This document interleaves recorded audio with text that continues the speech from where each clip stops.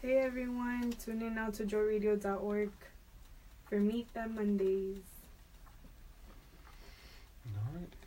It'll take like a few seconds. Bria should come up.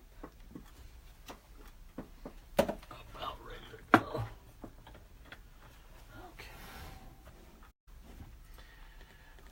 Let's see here.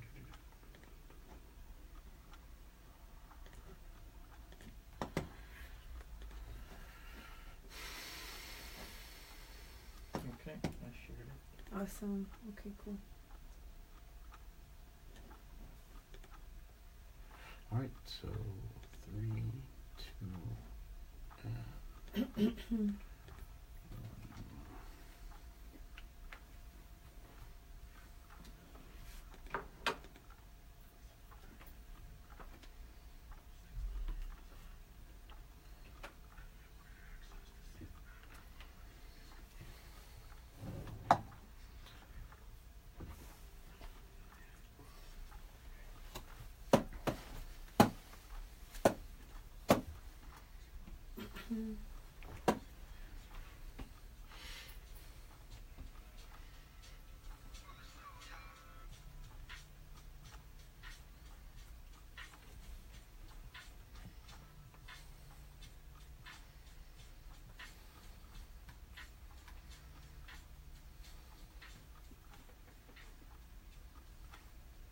Peace world, welcome back to Meet Them Mondays on Jolt Radio. I'm your host, Cristian Portilla, and today is my first show back in the studio since December. I took January off to plan the Meet Them Mondays 1-year anniversary celebration, and honestly, I have to say I was super impressed with the amount of people that showed up, and I'm so grateful. So first things first, I want to give a special thank you to La Dorada and Coral Gables, who sponsored my event with food, and to Pati Vargas from the Viernes Culturales, who let us use the Futurama galleries in Little Havana to host the event. It meant so much to me, and it was amazing to finally see the work manifest in reality. So thank you all again to the listeners and to everyone who showed up and support. I have so much love for you all. Today is going to be a fun show because in the studio I have Nicholas Garnett and Esther Martinez from Lip Service. Welcome. Thank you. Hi everyone. It's so good to have you here. So for those of you streaming live on Facebook, FYI, I am in a neck brace and I got hurt this morning, but the show must go on, so that's that. We were joking about it when we first walked in. So a little background on our guests. Lip Service is a storytelling series where people tell stories about true life to an audience. So Nicholas Garnett received his MFA in creative writing from FIU. He's an adjunct professor of creative writing there and a frequent instructor for Miami Book Fair International, a freelance editor and a nonfiction editor of the literary journal Silver of Stone. His writing has appeared in Salon.com, Silver of Stone, and the Florida Book Review, to name a few. Esther Martinez is a writer, storyteller, and freelance editor. She studied literature writing at Columbia University and has completed her creative writing MFA at FIU. Her work has appeared in various publications including the Columbia Observer, Newsday, and the Daily Beast. She grew up in Miami. Okay, me too, girl. Thank you so much for being here today. So tell me the story on how Lip Service started. Nick, I know you told me, you mentioned it started 12 years ago. So let's talk about that. Yeah, I'm going to bring Esther in for this because she was actually involved with Lip Service before I was. Oh, So the basic story is that... The legend is. Yeah, right. No one has actually ever confirmed this. That a local writer and teacher named Andrea Askowitz started Lip Service at the Books and Books in Coral Gables. And started off very small. okay. I think the first show may have drawn 30, 40 Yeah, people. I think she always, Andrea always liked to say that it was like mostly her mom's friends and her aunts and uncles and people that were in her like immediate circle. And then it just kind of took off from there. I think she sent out an email, kind of like what we do now. We've stayed pretty true to the roots. We sent out an email, a call for submissions for people to send in true personal stories. Those are the only two criteria, and there's a word count, and then anything goes. and from those stories, even now, it's what it was back then. We cull the best 8, and we do the show after they're edited, very, very, very thoroughly edited. Sometimes rewritten, sometimes we find like a nugget in a submission and we're like, that's the story, and the whole thing is rewritten and reimagined.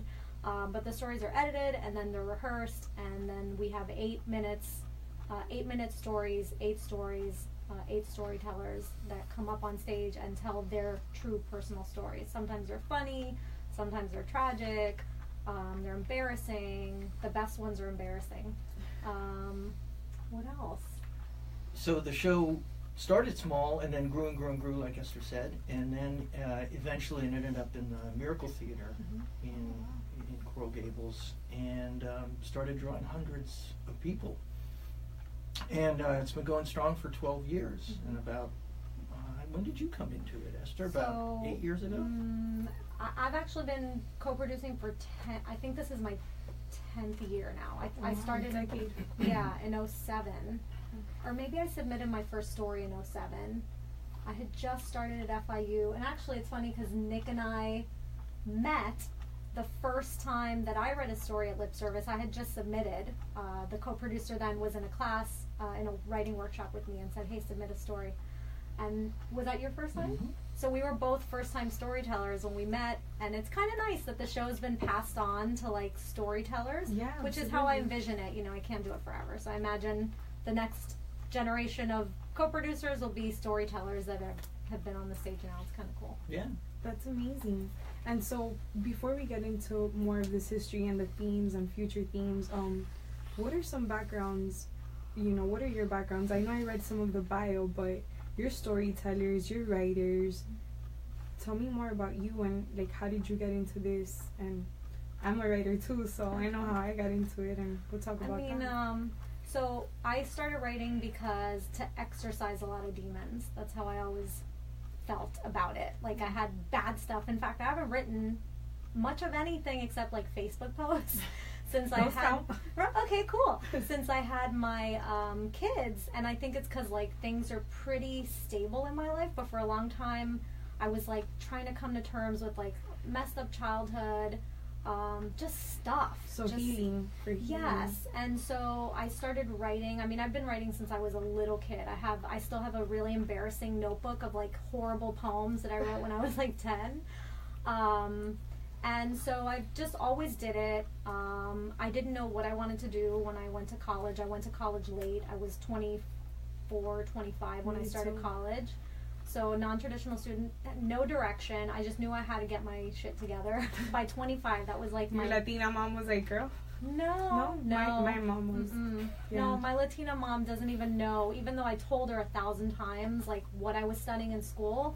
Every time she'd be like, what are you going to school for, young? Like, so that's part of the, right? That's part of the what. In fact, my mom is one of the obsessions that I write a lot about, or I wrote a lot about. And now I've I feel like now that I've become a mom, I've run out of like pain. So, and I don't want to write happy stuff. I don't like Burrito, the artist, because he's so like happy, and I'm like, that's not. Anyway, but only trouble is interesting. Only trouble is interesting. We learned that we learned that in our class. I need to get into some trouble. No. But so I wrote, and then I decided to make that my major when I transferred out of my AA to my 4-year, and I really fell in love with literature at Columbia. And then when I came back home, I feel like I didn't know how to write a story, like a plot, in terms of like beginning, middle, end. Like I had a lot of like stylistic things that I had a voice that kind of got muted out in my MFA possibly, but I learned how to tell a story. And I feel like I didn't learn to do that until my master's, which is crazy. Oh wow. But the thing that's most improved my writing has certainly 1,000% been editing other people's stories. And I taught for 3 years. I taught writing and rhetoric at FIU, and all that helps. But when what's the phrase, physician heal thyself, right? Like I didn't understand a lot of the problems in my own writing until I had to look at somebody else's piece and tell them, be able to articulate what's missing here? Like, why isn't this story working? So that's kind of been the trajectory of my writing. And why I joined lip service initially was because I wanted an audience, right? Mm-hmm. Like, I didn't want to be backstage. I wanted to be on stage, and I did for a long time. And then, you know, I exploded with kids, and now I need to, like, I know who wants to hear about, like, diaper explosions. Yes, everyone. Yes, I'm gonna do a show about that actually. Really? Yeah, about moms Mom and life? mom life I'll be and back. single motherhood. Well, you have your husband, but single motherhood and all of that. So we'll get into It's that. rough. Yeah. Even with a husband, Yeah. it ain't easy. That's why, and a lot of women want to talk about that. So yes, that's very important. And Nick, what about you? So how did you get here? How did writing find you, or did you find it? I haven't figured that out yet, that part of it. But I had a whole other life in Washington, D.C., which is where I'm from. And I had other careers, and I came to writing late. I had a certain life and a marriage that really was kind of a pivotal moment in my life. In fact, I'll be reading something about it that it'll become clear why it was so such a bomb going off in my life when that relationship ended. And so, like a lot of people, I came to Miami to start over, and I didn't really know anybody. I had a little place in South Beach, and I started living there. And I heard about something called the Miami Book Fair, and I called them, and I heard that they were offering classes in creative writing, and so I called out of the blue. There was a class starting that night. I showed up. I had written a few chapters of what I thought could turn into a memoir, and Lizette Mendez, who's the program director there now at Miami Book Fair, was teaching the class. I ended up working there. And then she said, you know, there's this good program here at FIU, an MFA program. I said, MFA, what is it? Literally, I asked her what that meant. And I said, no, I'm way too old to go back to school now. No, that's not happening. So I resisted for about a year, and then I started learning more and more about writing, got more and more interested, applied to the program, got in, and really, like, at an age when a lot of people are kind of thinking about where they're going to, you know, retire. Then I started this, you know, in these classes with a lot of people that were sort of half my age, a lot of them. But it turned out to be the best thing I ever did, because it totally changed my life. And now I live, for better or worse, I live like a writing life. And That writing life. Yeah. I know about that writing life. If you're just tuning in, you're listening to Meet Them Mondays on Jolt Radio. I'm your host, Cristian Portilla, and today we are talking about lip service. And so, Esther and Nick, what are some of the themes or past themes that we can look forward to as listeners, as people out there who want to attend these events and listen to these life stories? What are the topics? Sometimes we have themes. What have some of them been?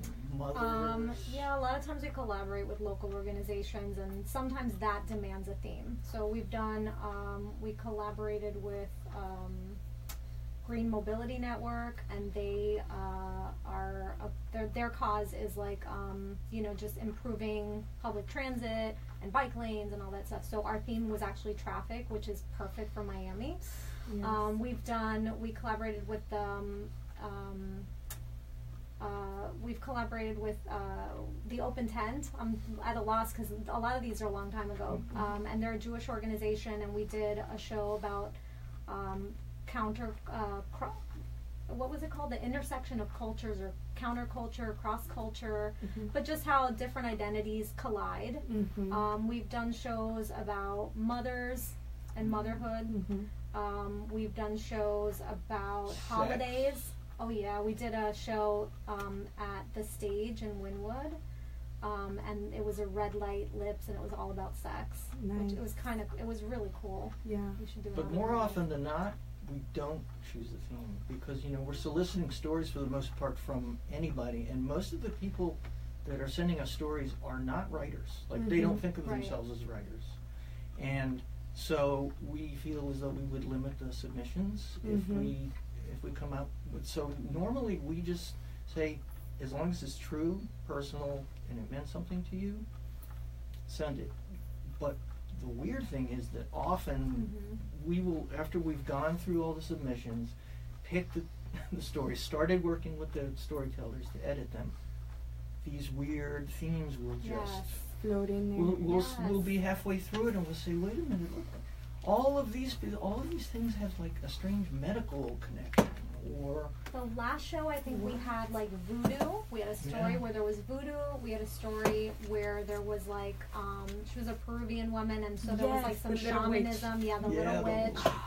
And there was another like and then one of the storytellers went to like have una consulta with una brujera, una santera, una brujera, I forget, but there was like all this. And we didn't, when we picked them, you'd think we would have noticed when we picked them, like, hey, maybe these are too similar. But that's not what the stories were about. But still, there was, like, kind of like this overlapping of cool, metaphysical kind of weird stuff going on. I love that but so they were much. all different. Yeah, it was really cool. That happens a lot. You'd be surprised that we don't set out with a theme, and then, like, when we look at all the stories that we curated, kind of when the show's curated, we're like, oh, I mean, maybe we shouldn't tell people that. We should let them think that's by design. Yeah. It's totally on purpose. Some master plan. We keep this in mind when we pick the stories. No, that's amazing, and that's kind of so true to the human experience, how like all of these stories we're all so different, but like there's such a central theme, like of acceptance and wanting to be loved or to give love, and all of those emotions, and you see all these different 8 stories, but like the feeling, I mean, for me as an audience member, because I've been before, is just like so amazing, and you start going back in your memory like, wow, I have stories too, I went through this, I went through that, like, and you start like thinking on like memories and things that have happened. And were you gonna say something? A lot of our storytellers have started out in the audience. Yeah. Almost all like of them. me, I started out in the audience, submitted a story, started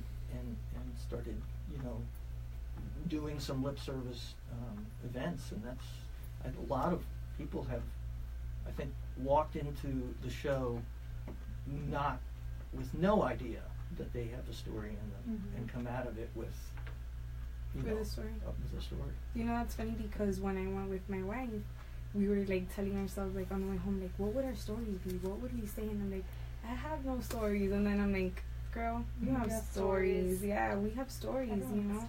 But it's just like, which story is like the worthy story to tell, and you start thinking about that. But speaking of stories and events, you actually have an event coming up, which is the Gay 8 event. Do you want to tell us more about that, Nick? Yeah, we've never done this event before. I should say that Lip Service is now produced by the Miami Book Fair. Okay. So that's a big win. 2 years ago, Andrea said, I think I want to do some other things. Esther was kind of out on maternity leave, having her second or third child. I mean, they were twins. They were twins. At the same time. Yeah, her second/third child. Yes. And so we didn't know.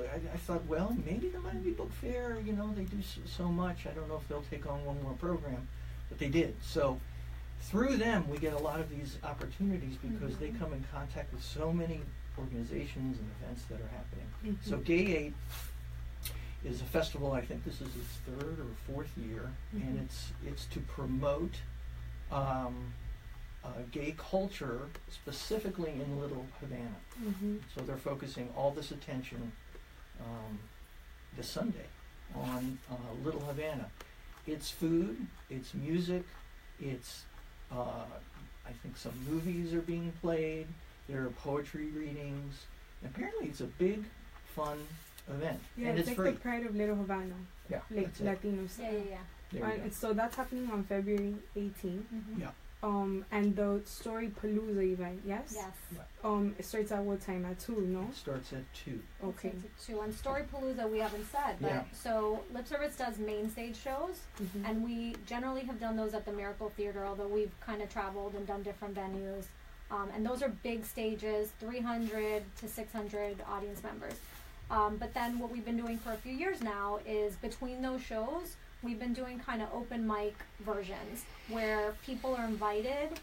They're less formal. They're kind of more like bar. Improvised? Oh. Yeah, like improvise, and we try to do them in a fun place that has a bar, so it's a little more relaxed. It's a lot more relaxed. Yeah. And the stories, we just invite people to come with a story ready to read. That's a shorter version, like maybe 500 words or so. And then we have a panel of storytellers, sometimes past storytellers, authors, and they give live feedback on the stories. So people that are like kind of nervous, maybe they have a story they've been wanting to try out, they're not sure, they get to come up, share the story, get some feedback. We've actually gotten a lot of our lip service storytellers for the main stage from these smaller events. Storypaloozas. Yes. Mm-hmm. So that's Okay. what we're doing at Gate 8 on Sunday. Okay, awesome. And the theme is going to be Love Hurts because it's right after Valentine's Day. So, you know, Ouch. yeah. Yeah, that's the theme for today's show, which you'll be reading or telling about some stories of love that's hurt. And so for the listeners out there, if they want to come to this event, it's this Sunday, Mm-hmm. and they just got to show up and come with a story ready to read. Yeah, it's at the It's Cuba at Ocho. Cuba Ocho, the Cuba Cuba Ocho Ocho Museum. Museum and Yeah. Performing Arts Center, 1465 Southwest 8th Street. Yeah, 2:00. So just bring a story, 500 words or so. Bring it on paper, printed. I mean, unless you're a great performer, and you have it memorized.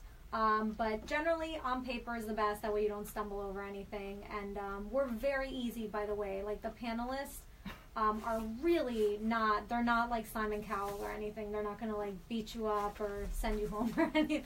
They give you constructive feedback.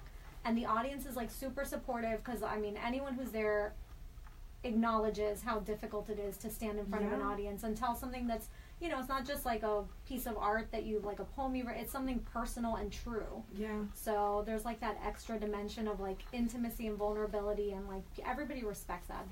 Our audiences are awesome. I'm glad you brought that up. Nick, were you going to say something? But only that it's a little bit like American Idol, but not nearly like as cool. Yeah, we only make you sing one song. Yeah. Yeah. Lies. No. And I was looking at the website and I saw myself listed as a judge or a panelist. Yes. Okay. I was like, oh, I'm gonna be there too. Yeah.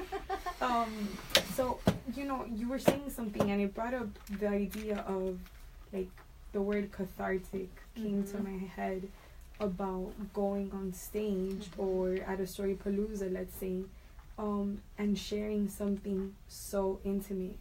And like that, like I even like I'm getting hot just thinking about doing that because you're very vulnerable. And you know, now with social media and Facebook and all these things, people are putting themselves out there, #MeToo, and talking about these really painful things or really happy, beautiful memories. And people get to do that on stage, received by this audience.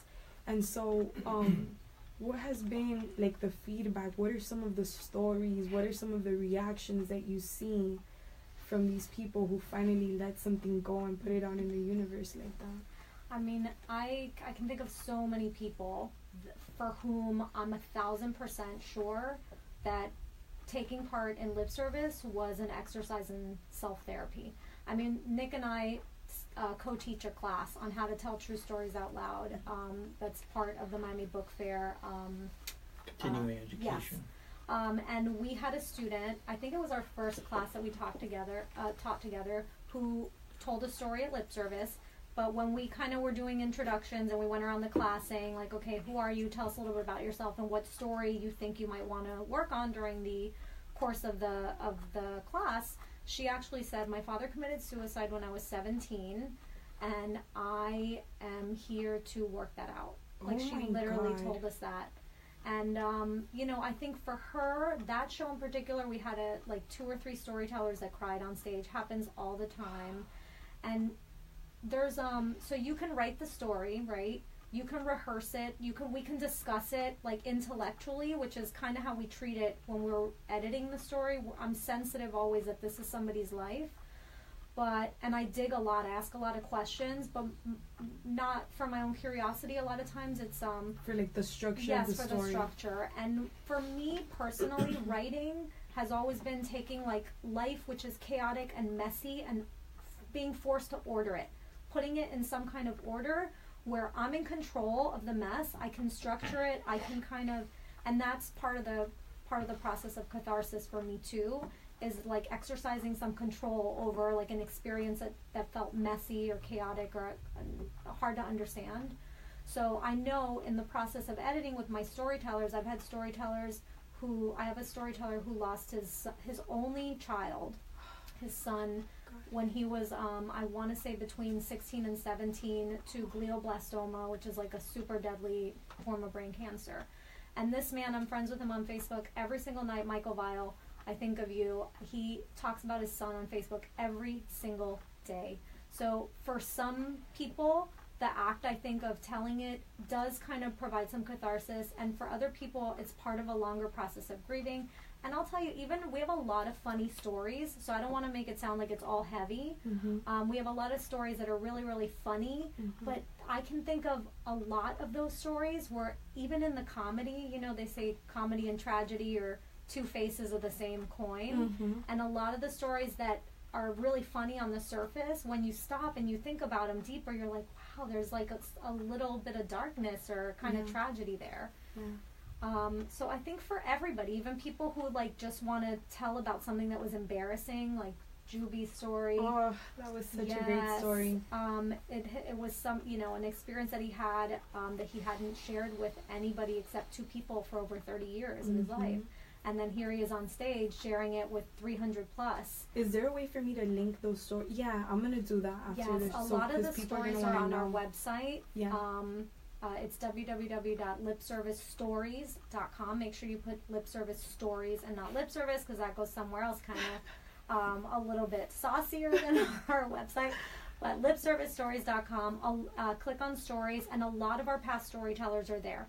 Some have asked to be taken down, and some haven't been uploaded yet, but a lot of these stories are on that website. Okay, awesome. And Nick, did you want to say something? The process, what happens is, and I have to be honest, and I always try to sort of warn people, that when they submit the story, often the story that they submit initially will bear little and sometimes no resemblance to the story that they present on stage. And that is because Esther and I, not only do we want to structure the story, but we also have a show to put on. And if people come and they hear a bad show, that would be the end of lip service. Why would you go? You can hear bad stories being told any place. So the editing process can be really kind of challenging. It's a lot. The most satisfying thing for me is when that person puts in the work, and sometimes they may even resist, but they go on stage, and the emotion is still in the story, but now it's really a crafted story, and the audience reacts, and they come off stage and they are like blown away. People are just people have, first of all, it's a huge adrenaline rush, right? To get up there in front of an audience.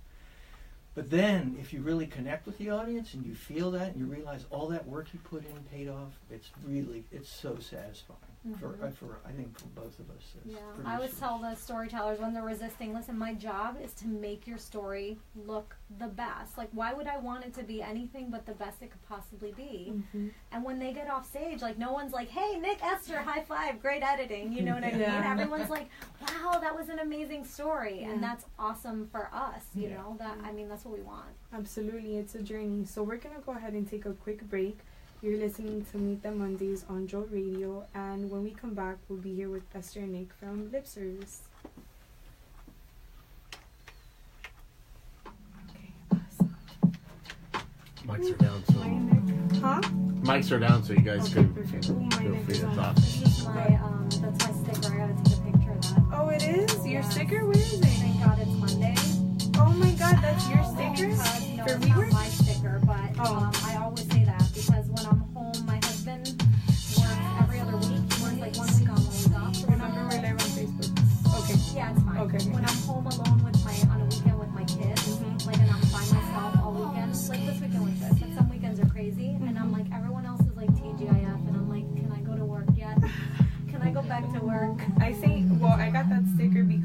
obviously meet them It's Mondays. Yes, so I was love like, it. oh, that's perfect for me. How are you guys feeling? How are we doing? Are we good? Yeah? Okay, awesome.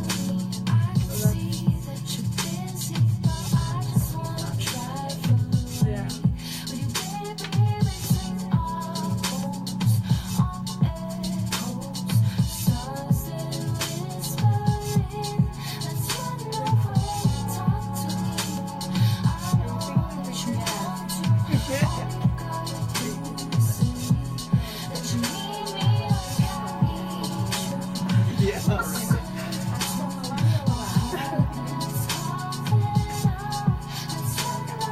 So we have 30 minutes left of the show.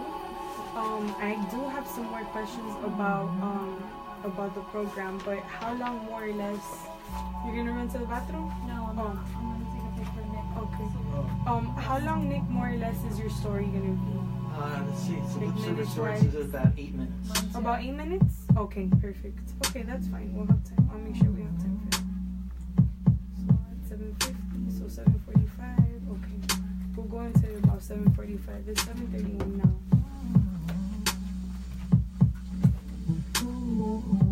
Like when I'm in it with you guys, I forget that I'm in the situation, so I try to like nod my head, like to acknowledge, but I'm like, oh, can't, oh, can't.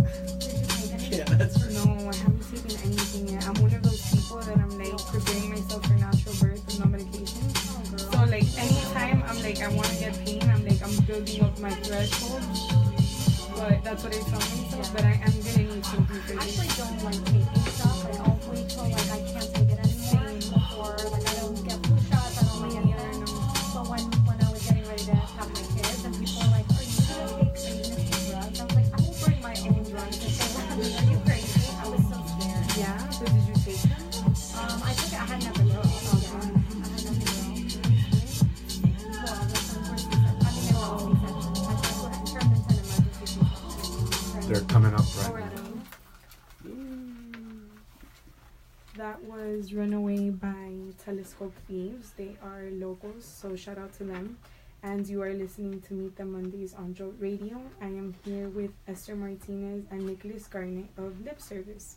So we were just getting into about how like going on stage and telling these stories is very therapeutic. But I'm also interested in knowing, how do you keep this program going? It's so fantastic. How do you fund it? Does it cost anything for these storytellers, for your editing process? Like, let's talk about the shmoney part of it.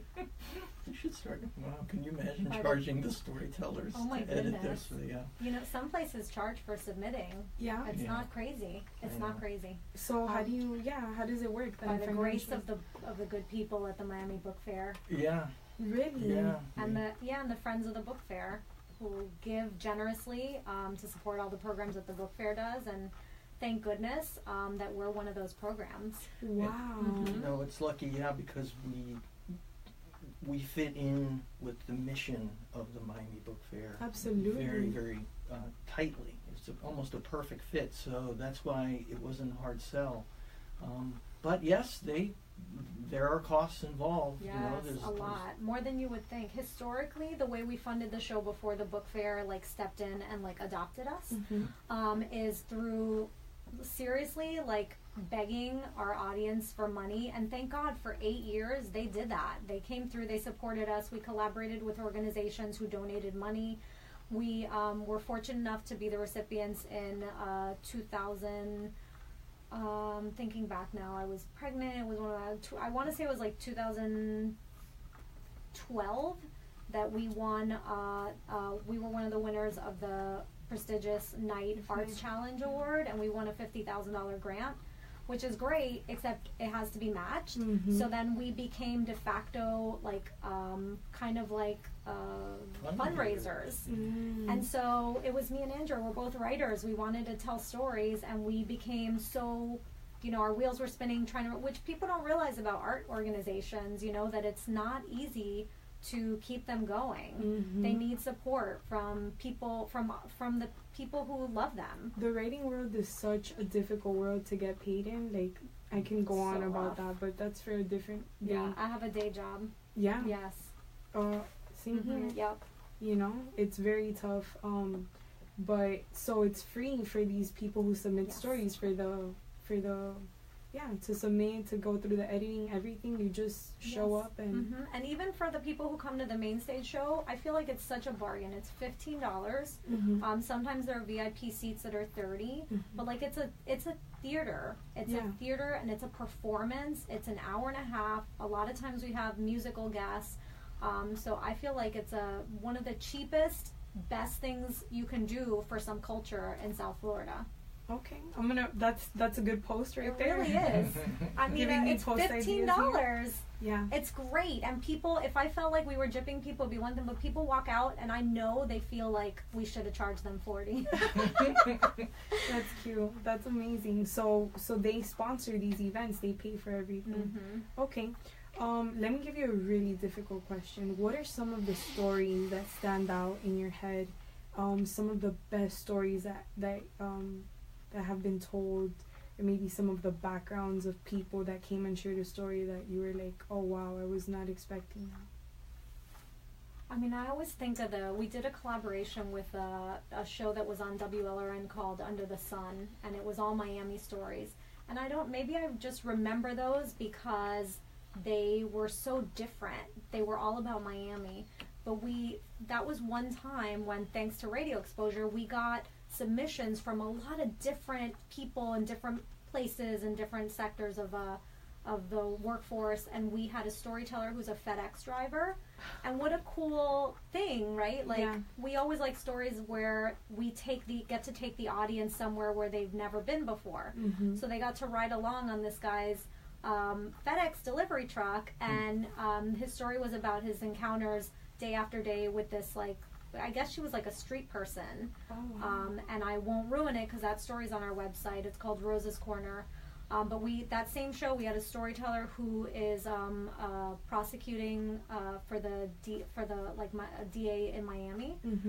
She's a prosecutor, and she told a story. She's like totally Anglo, like white girl, and she told a story about having like, she was prosecuting a brujero, like priest. Oh wow! And like they did voodoo on her, and like it was kind of crazy, but so perfectly Miami. Oh my God! What's the name? Is that one on the website too? That one is called. What's that called? I'm going back. We've had hundreds. You'll have to forgive me because I mean, even on I think our YouTube channel has like over 120 stories on it. Wow! And those are just the ones where people were like cool with us putting them out there. I can't think of what it's called, but it's on that same show. We had I had recently a friend of mine. I actually solicited this story from him. I've known him a long time, and he's a writer.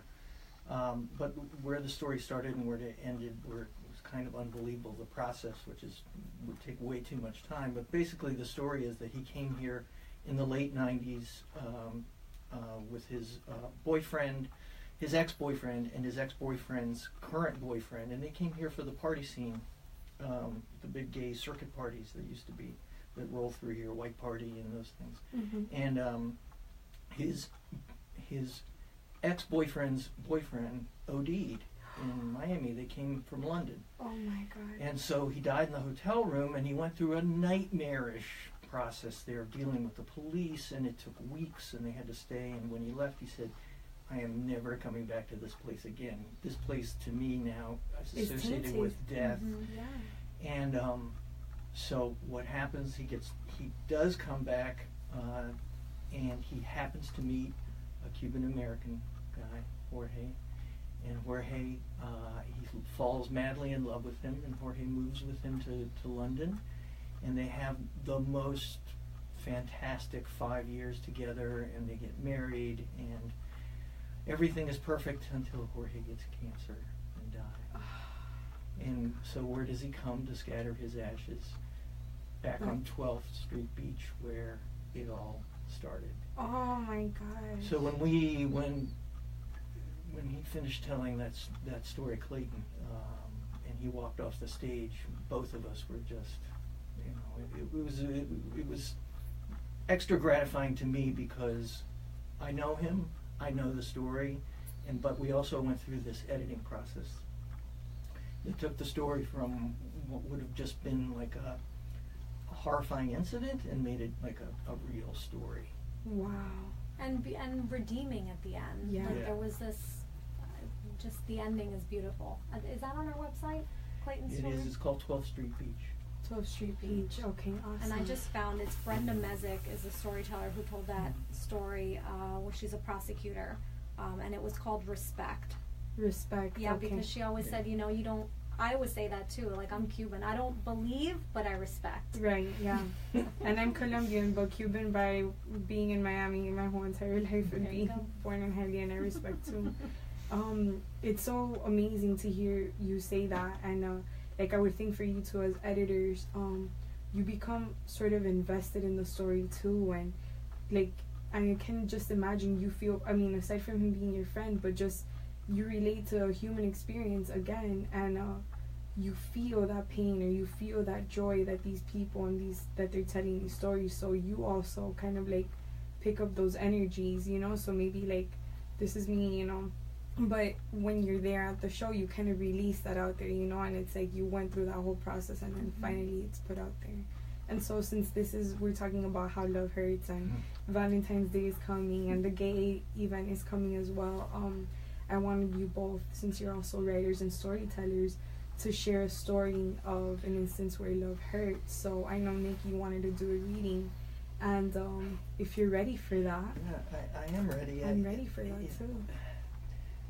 This story is so intertwined with my life and with lip service, because I read this story at a lip service show. Okay. And I was single, and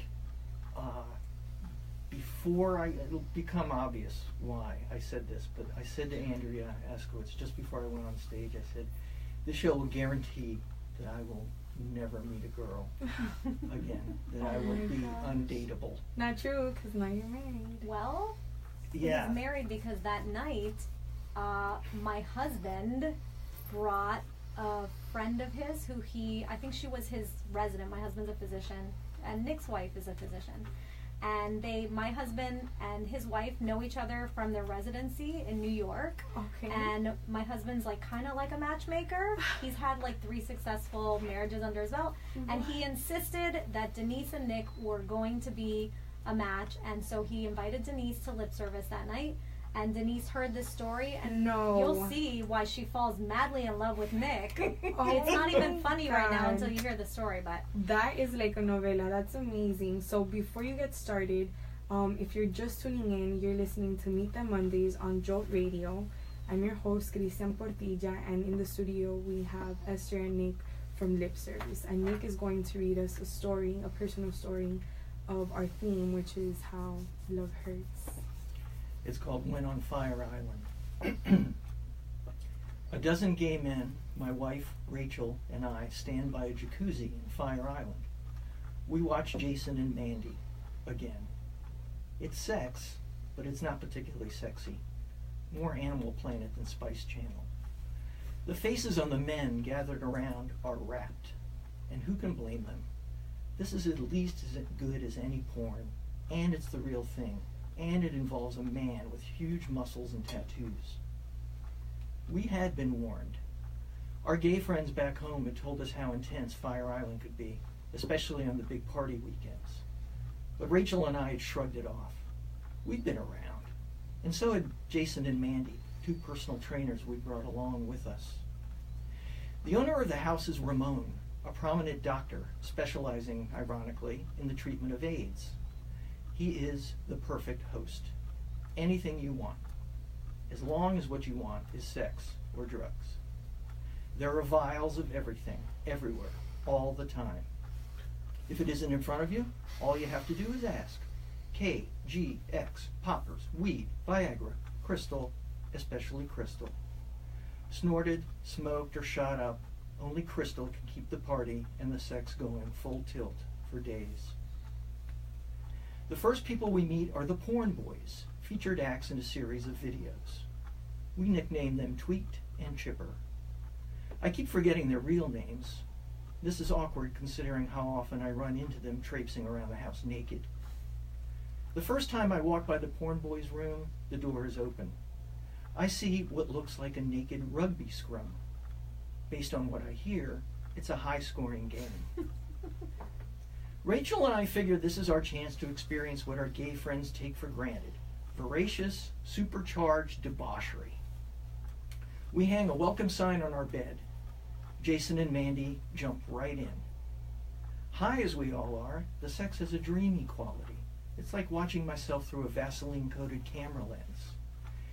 And then Jason and Mandy start having sex on demand. And demand is strong. They stage special command performances in various venues, including the living room, our neighbor's pool deck, the second floor balcony, the outdoor shower, the kitchen, and now the jacuzzi. Rachel sighs at me and walks by in a huff. She slides open the screen door leading to the living room and slaps it closed behind her. Jason and Mandy show no signs of letting up, so I head inside to find Rachel. I know she's upset. The couple we've been having public sex with is now having public sex without us. Rachel is upstaged. I turn the corner into one of the guest rooms. There's Rachel sitting on the bed with the porn boys.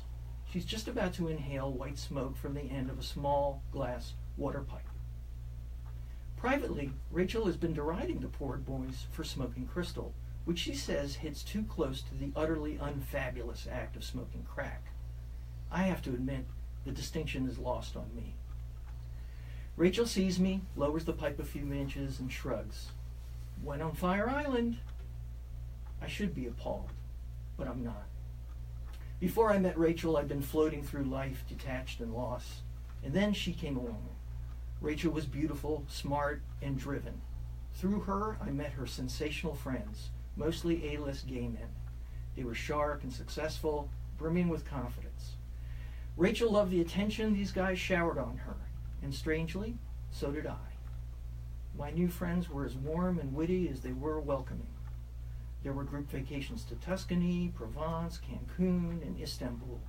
There were parties in Miami, New York, Amsterdam, Montreal, Mykonos, and San Francisco.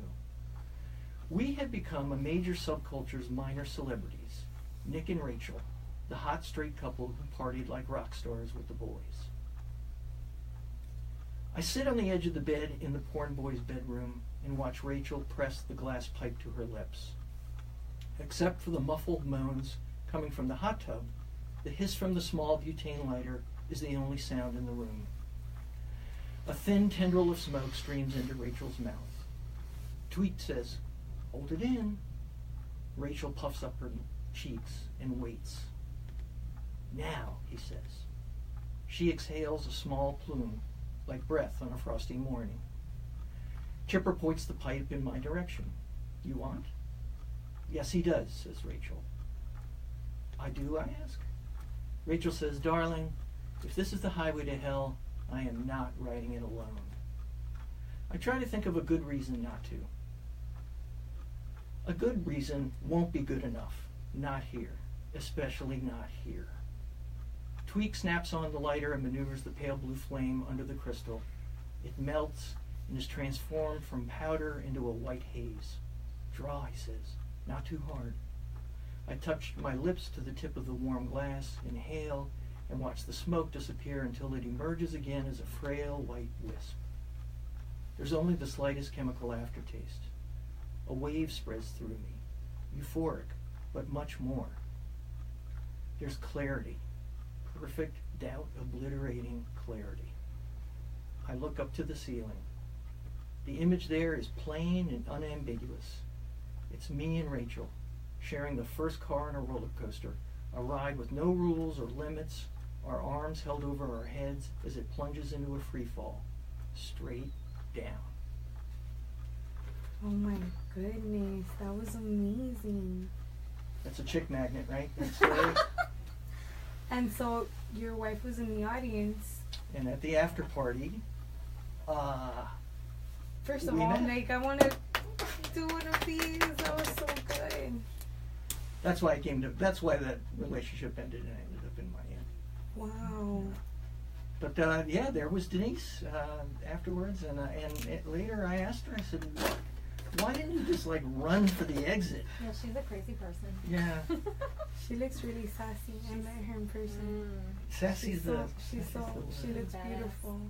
And we have 10 minutes left, but I really want to hear from you, Esther, but I'm wondering if you can just tell me before we get into your story, and we'll finish off with that, how people can stay connected with Lip Service, with Storypalooza, and with both of you online, the website again, and your personal handles and all of that. The website is www.lipservicestories.com. We're on Facebook. It's Lip Service True Stories Out Loud. On Twitter, it's @LipServiceMiami. My personal handle on Instagram is @emart, like Kmart, but with an E, emart042. And I respond to the messages like instantaneously. If you send me anything on Facebook to Lip Service True Stories Out Loud, I'm on there. Okay, and Nick, what about you? Also, through the Miami Book Fair is a good way to see, because you'll be on their list for all their events. So that's MiamiBookFair.com. They list all of our upcoming events as part of their programs.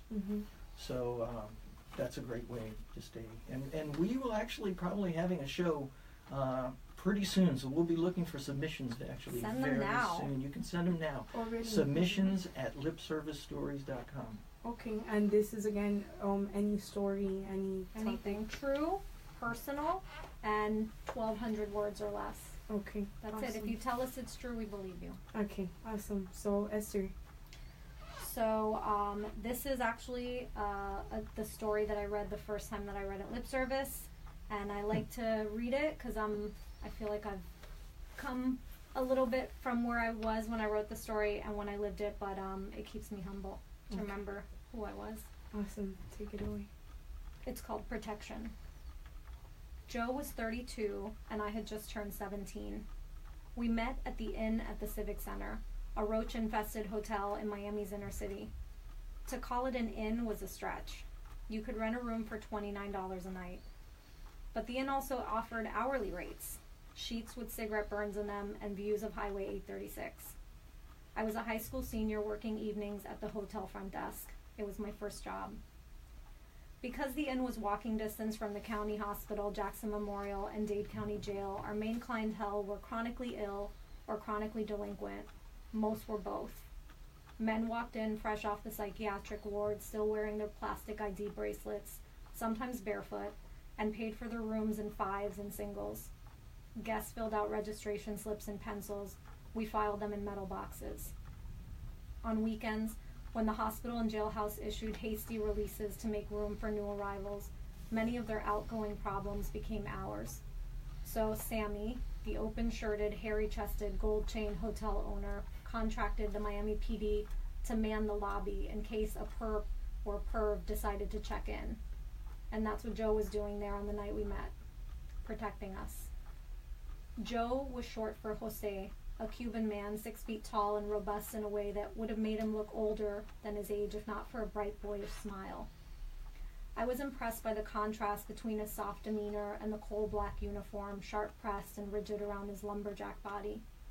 Joe, he smiled, extending his hand to me over the desk and offering his card. "You mean Jose," I said, trying to impress him with my Cuban accent. "Didn't know cops carried cards." "Ah, so you're Cuban," Joe said. "Then it's Officer Enriquez to you." During the imprudent flirting that ensued over the next few weeks, I learned that Joe had been on the force for 7 years and that he was married. I learned what Carolina Herrera cologne smells like at arm's distance, spicy with hints of citrus and amber. Joe learned that I'd left home to get away from my abusive mother and was staying with my grandfather. He learned what a fatherless girl says to disarm a man who shows concern. I made it this far without a father, don't need one now. We played the situation carefully. Joe went on a coffee run, brought back an espresso, and offered me a drink from his cup. I pressed my gloss lips where his had been and handed it back. When I showed up for work in a baby tee, plaid miniskirt, and black army boots, Joe said, "Grandpa let you walk out of the house like that?" I grinned, satisfied with the attention. "Thanks for noticing." I never considered Joe's age or marriage a problem. Never really considered them at all because I thought it was just a game we were playing. And I never perceived the danger of our situation, in part because of Joe's frequent admonitions. Stay in school. Before you choose an outfit, remember you'll be taking public transportation at 11 p.m. Don't be so friendly to men because they'll easily get the wrong idea. I can take care of myself. You worry about the lobby, I yelled over the desk. The desk. It too gave our interactions a false sense of security. Mostly, Joe loitered around the automatic door surveying the guests while I worked behind the front desk. The counter between us represented a real threshold, not to be crossed. It was 1995. South Florida was still recovering from Hurricane Andrew. It was a hotbed for drug trafficking, and political corruption had turned Miami into the fourth poorest city in the country. You should be careful, Joe often said. The whole city is sick. I agreed, without considering whether he also meant us. One night, Joe and I were leaning over the front desk chatting when a small burly man walked into the lobby. He wore a dirty wife beater, arms bulging out of it like two sausages. They were covered with tattoos of naked women. When he propped himself on the desk, I smelled bourbon and sweat. He garbled a few sentences. Worked on a charter boat, just docked off the Miami River, room for 2 nights. Joe stood back, watching. As I reached the key out to the man, he snarled my hand in his fingers. You're pretty as a mermaid, he said. Then he reached over the desk and grabbed a tendril of my hair. I sure would like to get lost underneath those blonde curls. I recoiled, and Joe rushed up, booming, Hey, don't touch her! And sobering up suddenly, the old salt muttered an apology and shuffled toward the elevator.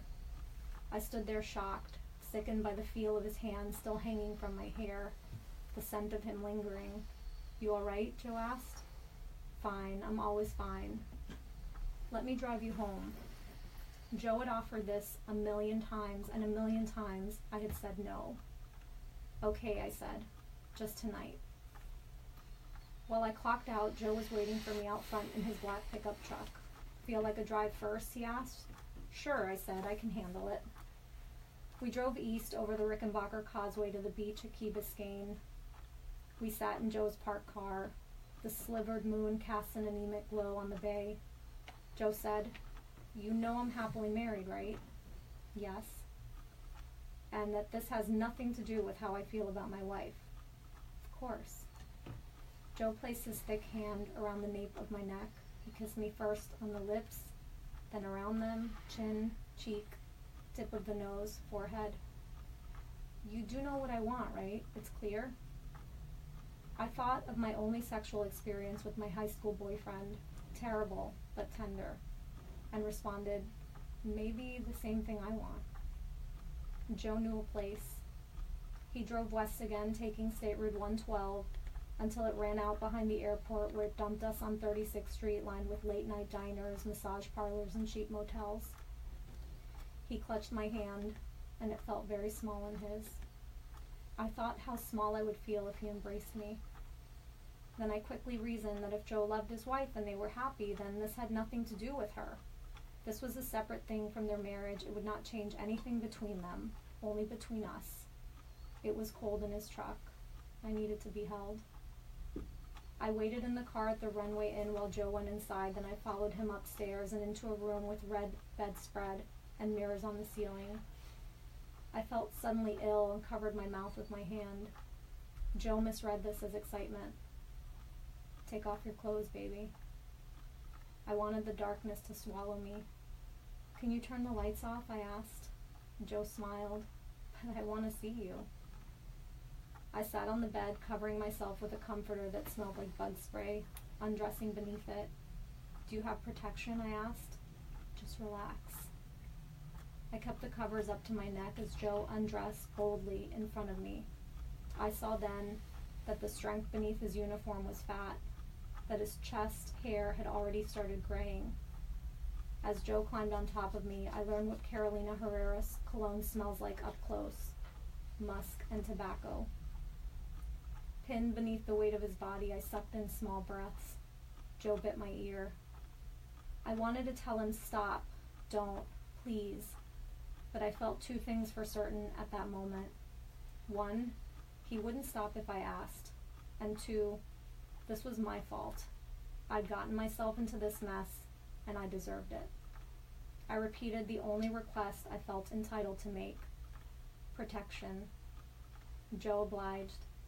He put on a condom and fucked me hungrily, seemingly unaware that I lay corpse-like beneath him, biting my lower lip. I tried to block out his exasperated breathing, waiting for his arms to collapse and his body to finish crushing me. As I counted the seconds, I kept my eyes closed tight against the brightness of the room, the red glow, the reflection of what I was, playing on the ceiling. Oh, give me your hand. Thank you so much for sharing that with us. That was amazing. Thank you so much to both of you for being here today. Thank you, Esther Martinez. Thank you, Nicholas Garnett. That was Meet Them Mondays. You guys are lip service. And if you want to listen to another episode of Meet Them Mondays, make sure to head back here on joltradio.org, February 26th from 7 to 8 p.m. I'm your host, Cristian Portilla, and we will check you back later. Oh my gosh, that was so amazing. Thank you for sharing that. And that was the story you read the first time I met you. Wow. That happened. I looked for love in a lot of wrong places for a long time. You know, when you said that, like, how you said, like, I never had a dad, like, that, well, like, my line was always, like, I never had a dad, I don't need you to start being my dad, type of thing. Like, that resonated with me so well, because that's always been, like, my thing. Yeah. Yeah, and my sister, too. So, yeah, and we definitely had those moments and those situations where I felt like, had I had a dad, like, this wouldn't have happened to me, you know? I always said that, like, I don't need a dad now, but I probably still need a dad. Yeah, like, absolutely. Truth be told, you know what I mean? Yeah, as a woman, it's super important. That was so amazing. Thank you so much. Thank John, you so much for what did you think of We that? went along, I know. Pretty intense. Wasn't that amazing? Yes. Have you ever been to one of the lip service shows? No, but now that I remember, we got invited to one. I think you went to one, right? Yeah, I went to one. And I was speaking to someone. I don't know who it was. Via email. Are we still live on Facebook? Well, Jan Becker was on. I was just going to tell you that. Yeah, Jan Becker. Oh, that was her. Do you want me to stop the thing here? Yeah, you can stop it. Thank you so much to everyone tuning in. This is Esther. This is Nick. The episode will be on runforyourrights.com after. So thank you. Goodbye. It's funny because